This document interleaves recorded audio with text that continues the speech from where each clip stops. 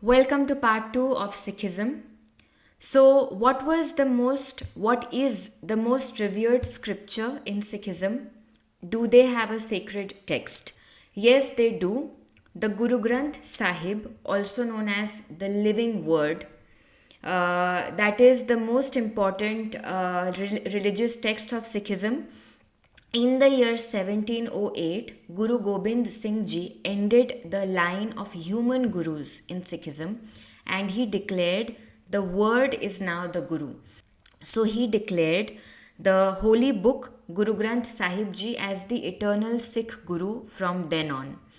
The Guru Granth Sahib is a scripture of nearly 1430 pages. It is written almost completely in poetry and music and was declared the eternal spiritual authority in Sikhism. The hymns basically include hymns from Sikh gurus. They include hymns from some Hindu bhakts like Namdev and Kabir, and hymns from some Muslim Sufi saints as well, like Sheikh Farid. You remember the Udasis that Guru Nanak Ji took? All these hymns and come from there, the religious exchange he had from spiritual saints of different religious denominations.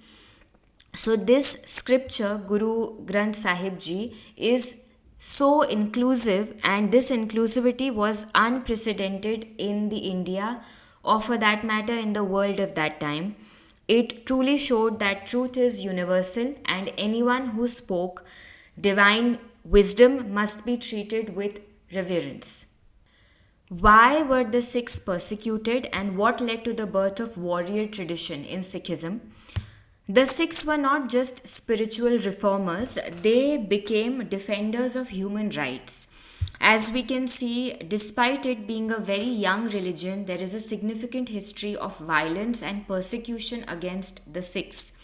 When the fifth Sikh Guru, Guru Arjan Dev Ji, refused to change Sikh scripture and convert to Islam, he was tortured on burning iron plates and he was martyred. Guru Tegh Bahadur Ji was executed for protecting Hindus from forced religious conversions. These sacrifices taught Sikhs a very important lesson. Truth must be defended. It's not enough to just speak the truth.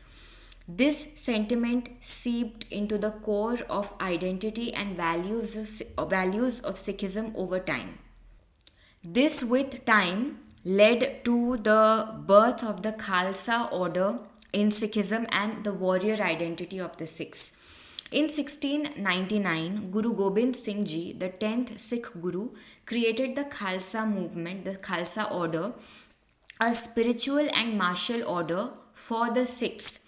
After centuries of religious persecution, especially after the execution of Guru Tegh Bahadur by Aurangzeb, Guru Gobind Singh Ji gathered thousands of Sikhs at Anandpur Sahib in India.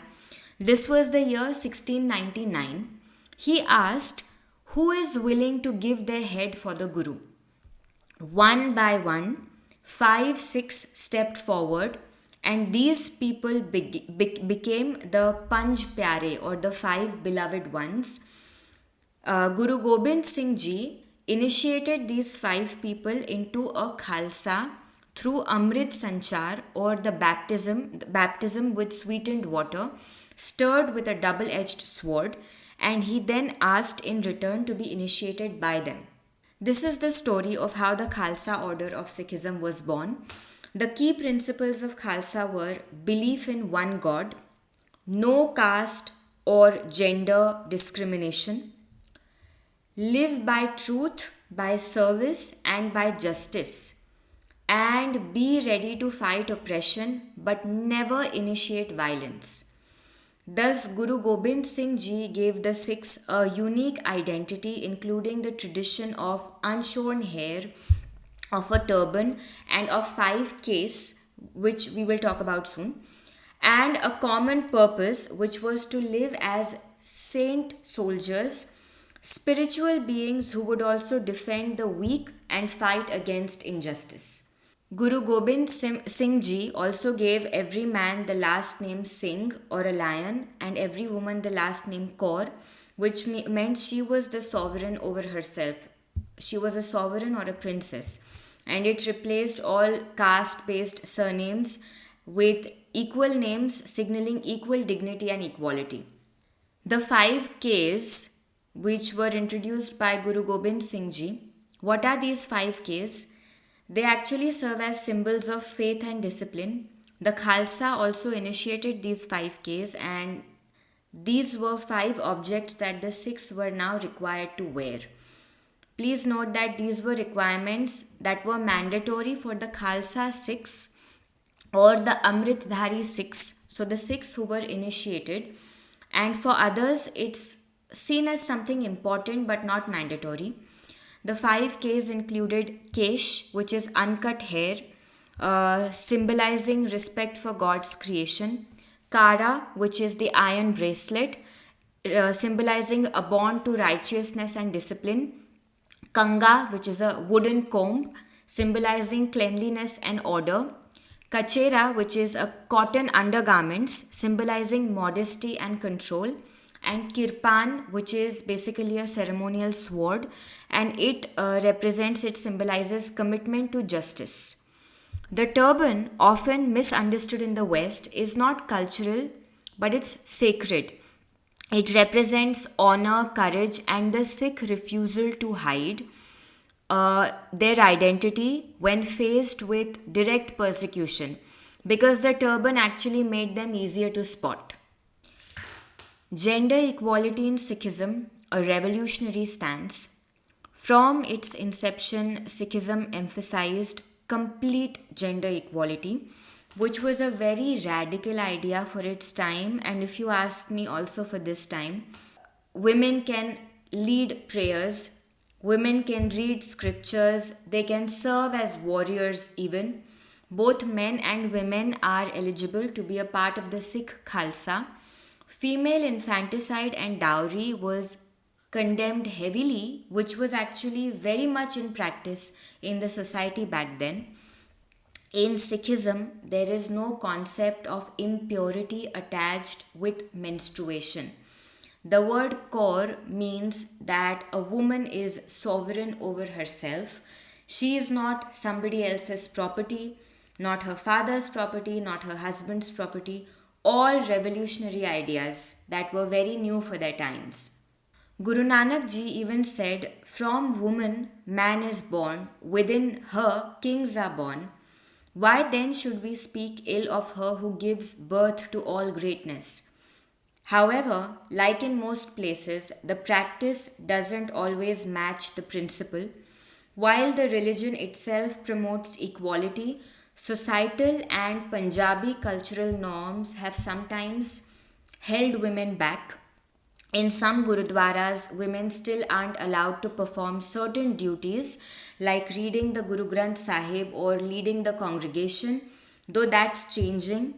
Male dominance still exists in leadership positions in Sikh institutions, and issues like dowry, a preference for a son, or gender based violence still persist in parts of the Punjabi Sikh community today. But these are mostly cultural problems, they are not problems born out of religious doctrines. Even though the problems are cultural problems, they do seep into religion. This also explains why we haven't had any female Sikh gurus, unfortunately. India, during the time of human gurus in Sikhism, 1469 to 1708, was deeply patriarchal. Women faced widespread lack of education, basic education, heavy lack of mobility, the societal pressure on them to get married young and then to remain in domestic roles, severe restriction from holding power, either political or religious. Even progressive religious movements like Sikhism operated within this broader social fabric. The fact that Sikhism was revolutionary for even allowing women to preach and lead was already a bold departure from the norms of that time. Social readiness for a female guru was simply not there. So, although women did play politically significant roles in society, even during the time of human gurus in Sikhism, such as Mata Khivi, Bibi Bhani, Mata Sahib Kaur, these women were always affiliated or associated with prominent lineages or with existing male gurus, and there was never an actual female guru in Sikhism. Sikhism, the youngest of the Indian origin religions, draws from the spiritual depth of its predecessors while firmly rejecting the social inequalities. It emerged in a landscape which was heavily shaped by Hinduism, an ancient layered tradition that involves devotional worship of multiple deities but ultimately points to a single divine reality or the Brahman. So, Sikhism took a strong stance against the caste system, the ritualism, and the priestly hierarchies of Hinduism, while it shared the ultimate pointing of the one God that unites entire humanity, the one divine reality. While sharing Islam's monotheism, Sikhism diverges from its strict legalism and a prophet centered doctrine, affirming instead a direct personal relationship with one formless God without any intermediaries.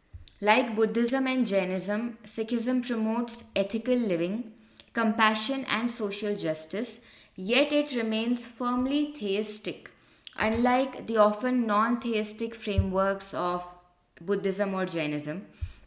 Importantly, Sikhism completely rejects any kind of forced or targeted conversion.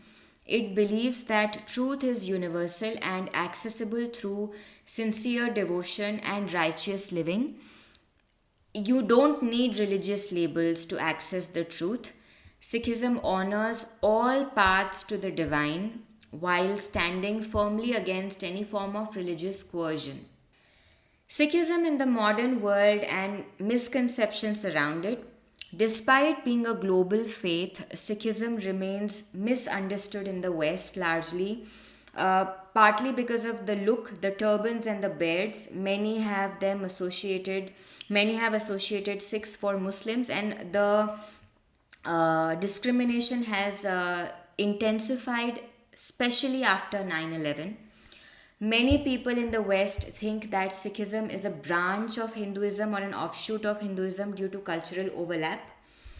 In reality, Sikhism is a distinct independent faith with its own scripture, the Guru Granth Sahib Ji, language, Gurmukhi, rituals and symbols, the Khalsa order, 5 Ks, and its own theology, which believes in the oneness of God, no idol worship, and no clergy.